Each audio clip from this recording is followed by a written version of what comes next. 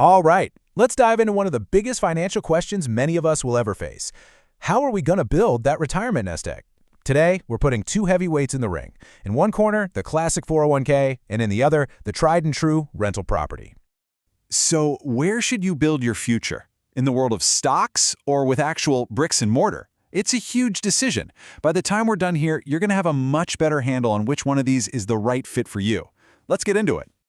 First up, let's talk about the reigning champion of retirement plans, the one most of us know. It's the go-to, the standard. It's the 401k, our traditional titan. So what is it really? Well, think of it like a special savings account that you get through your job. You decide to put a chunk of your paycheck into it. And the cool part is, it happens before taxes are taken out, so that's a nice little win right off the bat. Then, that money gets invested to grow over the years. Okay, so what are the big selling points here? First, and you gotta love this one, is the employer match. This is literally free money, people. Your company chips in just because you are.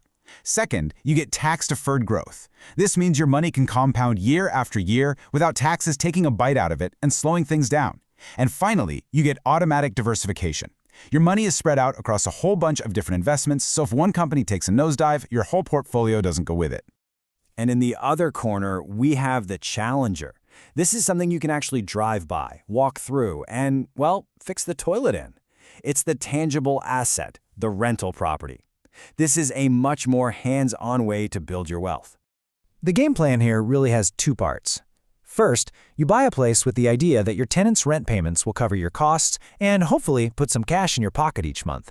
And at the same time, you're making a bet that the property itself will become more valuable over the long haul.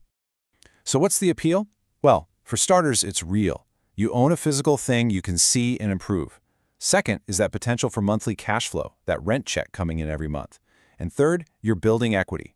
Every mortgage payment you make, plus any increase in the property's value, is building your actual ownership stake.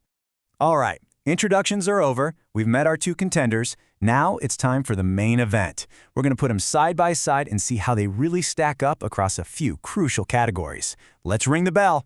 Round one is all about leverage. With a 401k, your growth is pretty much tied to the money you and maybe your employer put in. But with a rental property, you get to use what they call other people's money. You get a mortgage from a bank, which means you can control a very expensive asset with a relatively small amount of your own cash. This can seriously amplify your returns. I mean, think about it like this. It's pretty common to get a loan for 80% of a property's value. That means with just $20,000, you could control a $100,000 asset. Now that is the power of leverage.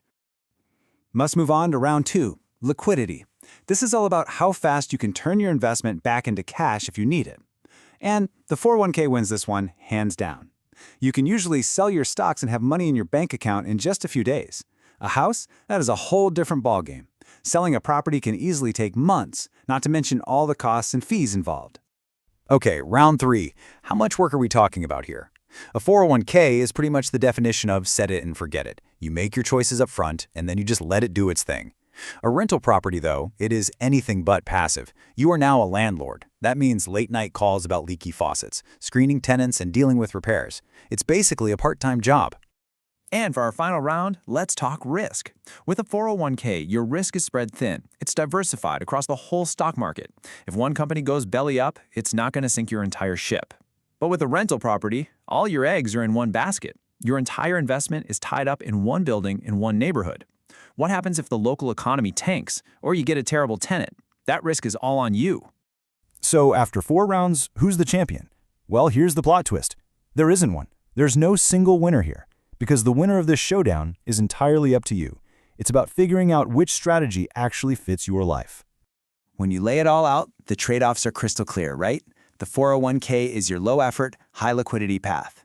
The rental property gives you huge leverage, but demands way more of your time and concentrates all your risk. These aren't just different investments, they're completely different philosophies for building wealth. So now, you have to ask yourself some tough questions. First up, what's your real comfort level with risk? Do you sleep better at night knowing your risk is spread across the market? Or are you okay with the very specific, hands-on risks that come with owning a property? And maybe this is the biggest one. Be really, truly honest with yourself. How much time and energy do you actually have? Do you want an investment that works for you in the background? Or are you genuinely ready, willing, and able to take on the part-time job of being a landlord?